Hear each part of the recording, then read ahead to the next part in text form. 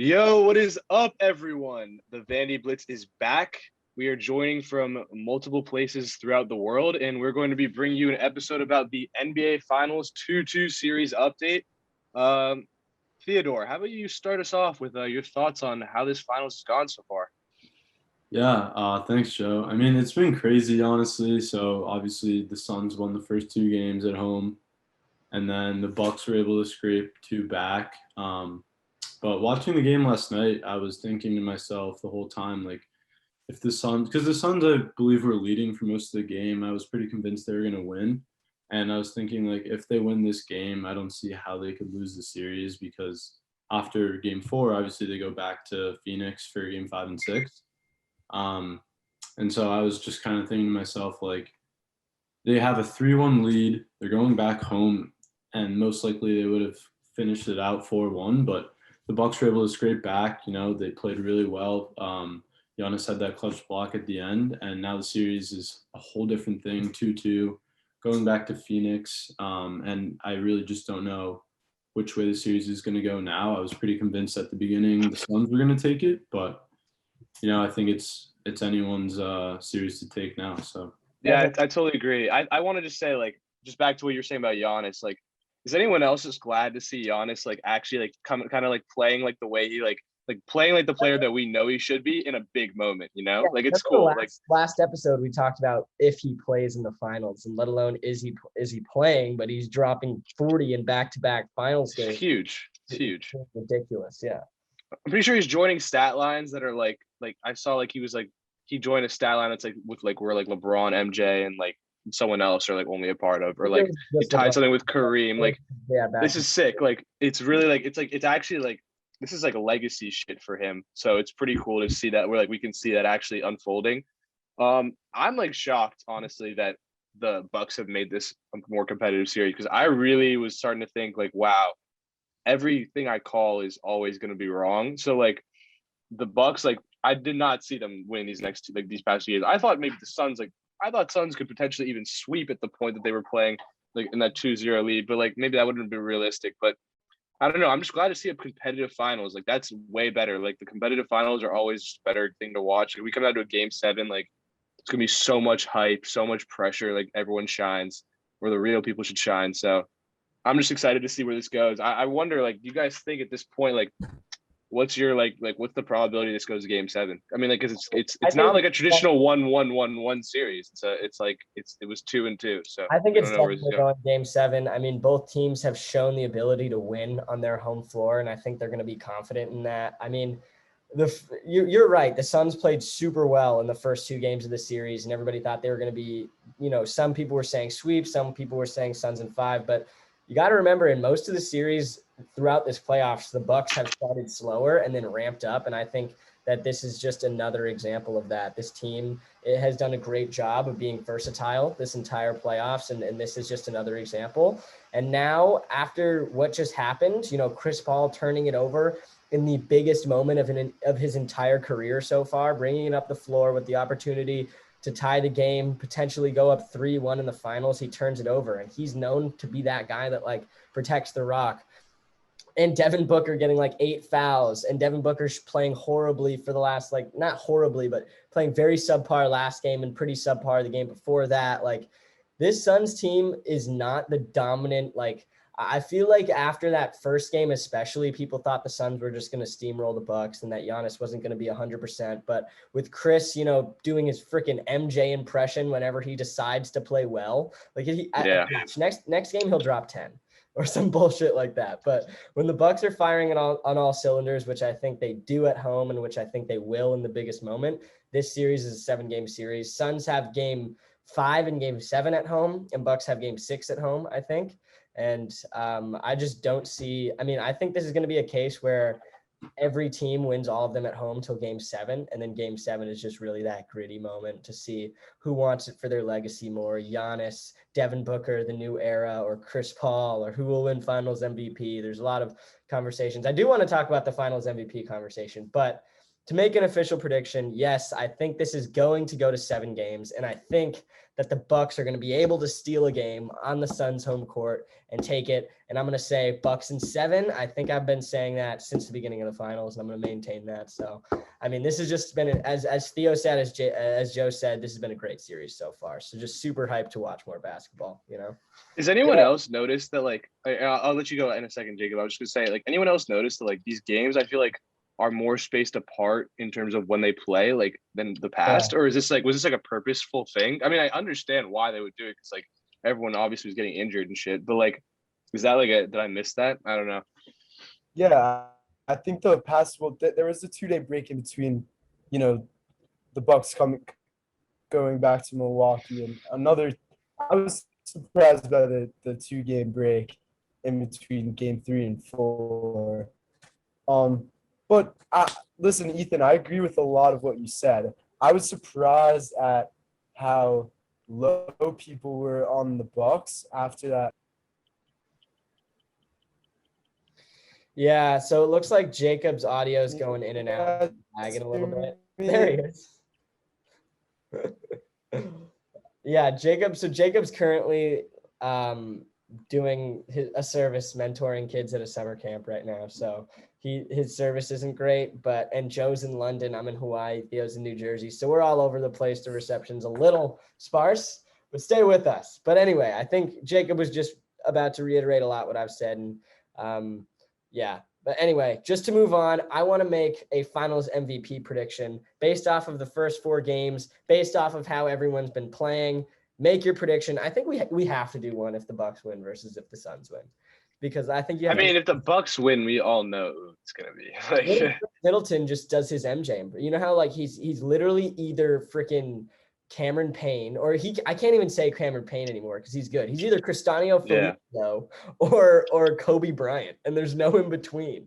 Yeah, it's ridiculous. The thing is, though, like, the way, if the Bucks win this and Giannis doesn't win MVP, there would have to be like an actual like mental breakdown collapse on his end. Honestly, I think he could literally not play for the rest of the series, and if they won, he could, like, honestly arguably win MVP because they played 4 games. Like, he's been in, like, I think he could arguably win MVP, but not even playing anymore. Blocks in finals history. He's making crazy defensive plays. He's putting up crazy numbers. Like, honestly, like, I think he could literally just not play and win MVP just for that, just on that aspect. But the Suns is more interesting. I'm a big believer, and I don't know Wilf would say the same shit if he was here, about the narrative. And it would definitely be Chris Paul fitting the narrative. So, and also, and if I'm being honest, I don't think the Suns win this thing in the end if Chris Paul doesn't perform that MVP caliber, because he deserves it. And obviously he played well enough this season that if he plays like that in these finals, he's going to win the MVP. I mean, Booker's obviously a beast too. The only way I think it'll be Chris Paul, just because, like, if it comes down to a tie between Booker and Chris Paul, it will go to Chris Paul. And I think it's just so up in the air that it's more likely that it's going to be something too close to call that they're going to give it to Chris. But I don't know. What do you guys think? I mean, like, I just think, like, the Suns is probably where the more interesting, like, debate would happen. If the Bucks win, like, the odds that Giannis doesn't win it is, like, so low. Yeah. No, I mean, I want to just hop in there because I actually like something that I do in finals, especially in basketball, is I like to find that player who I think the team, I guess, what I'm trying to say is, if that player plays well, the team then also plays well. And if that player doesn't have as good of a game, then their success is kind of not, I mean, like, they probably don't play as well. And so for me, I think that's Chris Paul, like you were saying, Joe, for the Suns. I think that when he plays well, the Suns perform as a team really well. And he's like that key piece to them almost, where a lot of their success is based on how he plays.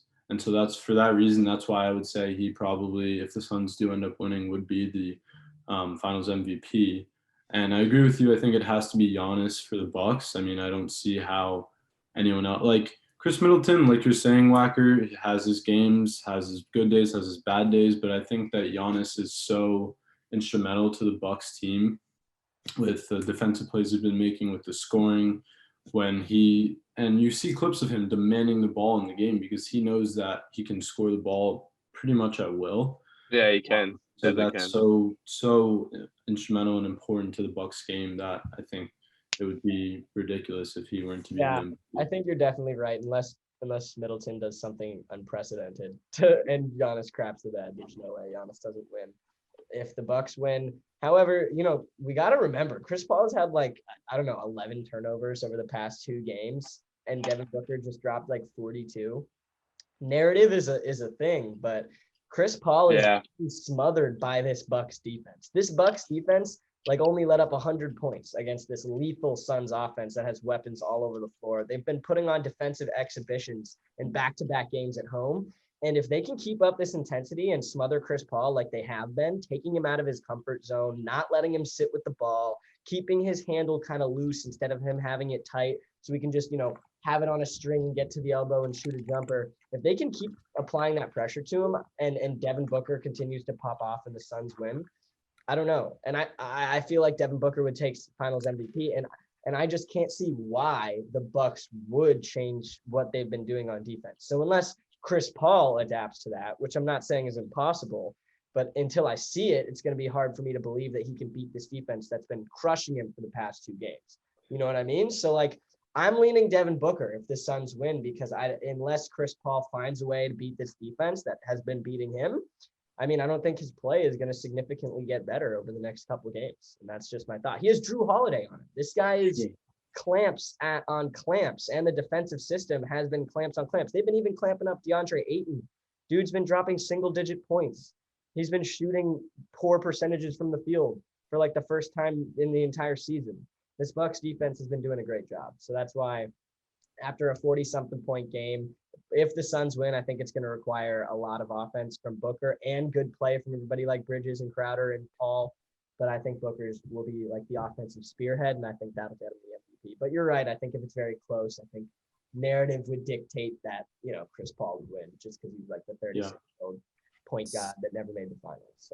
So something that I've been very impressed with, like something that Coach Bud has always been knocked for is his adjustments in the playoffs and him not being able to do that in the past. And this year, I think he's done that better than almost any coach out there. That's why they're in the finals. That's why, they're in the position. That's why they're 2 games away from being NBA champions. And I've been really impressed from what I've seen. When the Bucks go small, the Suns really have no answer. Yeah, dude, I was Ayton watching the game, and when the Bucks went small, I expected Ayton to abuse them, and he couldn't. He was just hopeless out there. They didn't have an answer. He's not that fit. He's not that physical. I don't. Yeah. I mean, like he's getting bodied by Huge, Giannis. and he's not. He's getting pushed around. He's a big ass dude, heavy ass dude, tall ass dude, and he doesn't use his body enough. But I mean, I don't want to slander him too much. He's having a fantastic series at the same time. So like, yeah, I don't think it's as much. It's not as much as a knock on Ayton. It's just more. I think the Bucks are an older, more experienced team, and they're ready to go. They have an answer for I mean, a lot of what we've seen out of the Suns. Honestly, I think that the Bucks have a good chance of winning Game 5 and sealing it back at home in Game 6. I'm all over the Bucks here. I think it's Giannis's turn, and I mean, not dropping 40 than Chris is. I mean, they're firing on all cylinders right now. And yeah, I think if the Bucks win, it's got to be Giannis for MVP. I don't really see it going any other way. Yeah. yeah, I mean, has everybody given their prediction on what the series will be? Theo, what was yours? I don't know. I didn't give one, but I'm so torn because I was so like heavy on the Suns, kind of like 2-0. I was like, okay, maybe they'll lose one, take one, whatever. So I thought they would come out of Milwaukee with a 3-1, with the series being 3-1, and I would have fully been Suns. But I don't know. I think I have to agree with Jacob here. I think it goes to Game 7, but I think the Bucks take it in 7. Dude, I don't even want to make a prediction because whenever I make a prediction, it's always the opposite. So what is Joe's prediction? We're gonna test this out. Joe's prediction. I'm pretty sure he's like 0-4 so far. Let's get your first one. I think I'm gonna just stick with what I said at the beginning because usually when I go against like my teams, I'm pretty like I feel pretty sad about it because not only am I wrong again, it's just like then I'm like also a snake for jumping ship. So I'll stick with the Bucks in 6. I said that if Giannis was gonna be healthy, which he is now. And I'm honestly liking that prediction now. I mean, Game 7 is probably a safer bet considering the odds that the Suns drop 4 games in a row. Like that'd be pretty unlikely. If I was to think of a Bucks in 6, I would think of the Bucks would be going up 2-0 and then giving a game or something like that. But the momentum's on their side. This home court thing will affect it, obviously, but I'm gonna still go with Bucks in 6. I see it's so hard to say that the Bucks are gonna win 2 games in a row, like and go 4-0. But I think Bucks in 6. We'll see what happens. It's probably not gonna happen. Riding Bucks. This is insane. This is the first time the Vandy Blitz has been in complete consensus over a championship game like this. This is crazy. Okay, so the question is, if the Bucks do win, as we have all predicted, does this make Giannis like a top 2 player in the league? Because arguably, 2-time MVP, Defensive Player of the Year, wins his first championship off the back of performances like this. I don't see how I go into next season thinking LeBron's better than Giannis. Like currently, I just don't see it. After this last season, if Giannis wins his championship, he has 2 MVPs more recently, a Defensive Player of the Year more recently, and wins a championship I think he's a top 2 player in the league. I just don't think he can't be top 2 if he can't shoot. I think you just have to give him that respect. Your other one. Shaq was called a top 2 player in the league. I think Tim Duncan was called a top 2 player in the league. I feel like. But who's your top 2? Are you saying LeBron and Giannis? Because like Giannis I'm not saying LeBron and Giannis. I think. Okay, I'm just could be Steph sure. or Jokic. Like that's so difficult. Like honestly, it's such a difficult question. We're gonna have to have an episode where we talk about like our top 15 going into the season or something like that. Yeah, that would be fun. Yeah. No, yeah, I would definitely put Giannis up there. I think. I just I don't know. Back It's and hard. I kind of think about his resume, and if he adds a championship here, and this core in Milwaukee is in place for like the next 4 years, and he's young, he's like a young guy compared relative to the rest of the league. I think this can be the trajectory for Giannis to just become that dude and inherit the NBA. You know what I mean? But I always think that was the Giannis narrative. and Luka for the next like generation. I don't know. But I think that was the narrative. I think once LeBron got into his old years and kind of started withering away, as I'm hesitant to say, but I think he kind of is now. But like he's definitely not in his prime anymore. He's getting old, you know. They didn't do anything in the playoffs. But he's not withering away. No, but I understand what he's saying. He's yeah. But my point is that I think Giannis was always set up to be that next guy to take over the league, and I think with this, if he wins this championship and has that under his belt, I think that, like you were saying, Wacker will be like the beginning of him becoming that face of the league, along with Luka potentially. So, and I still don't think we've seen the best that Giannis can be. I think like there's a lot he can still improve on, and his shooting or his free throws. Exactly. I think I mean he has the physical gifts, and obviously the IQ that cannot. I mean the IQ can be taught, but I think the gifts can't be. I think the biggest thing about Giannis is his mentality. Like he's got that once in a generation like Greece immigrant, like grew up dirt mentality. Like he's just getting after it. He's like, I lost, I win. Like I'm getting beat. And he's a great guy too. Like he's like I thought I was gonna get dunked on in the last minute of the finals to lose the lead in the game, but I still went up for it. He's like a humble dude that's just there to grind, and that's why like I love seeing him succeed too. It's really entertaining. Yeah, he definitely. I mean, like I don't think there's a lot of people that are like not a fan, to be honest. You know, because like you look at like. Let's look at like when like Curry and like about him or just like how can you hate this man? I mean like I just think like that will probably come if like he does win this championship and then maybe like another one later. Like when you start to win, then people start to hate you because like obviously they don't want to see their team lose. But I'm still so hung up on that question of like the top 2 thing. It's honestly like such a good point. If he does, because like it would be the highest ranking obviously he's probably ever had. coming off a Finals MVP and a championship, that he would probably deserve to be like in that conversation. But like, I'm saying, honestly, I would feel more comfortable saying like top 3 than top 2. I just can't say these like number 2. I don't know, or 1. I definitely can't say. If Kawhi doesn't go down, I think we would be having such a different conversation right now. Kawhi Leonard is a top 2 player in the NBA. Okay, I'm not sure about that, especially after this next upcoming season. Let's briefly talk about this to wrap up the episode. So we've talked about the finals. Kawhi Leonard could potentially miss all of next season with an ACL injury on the same leg that he injured his quad on.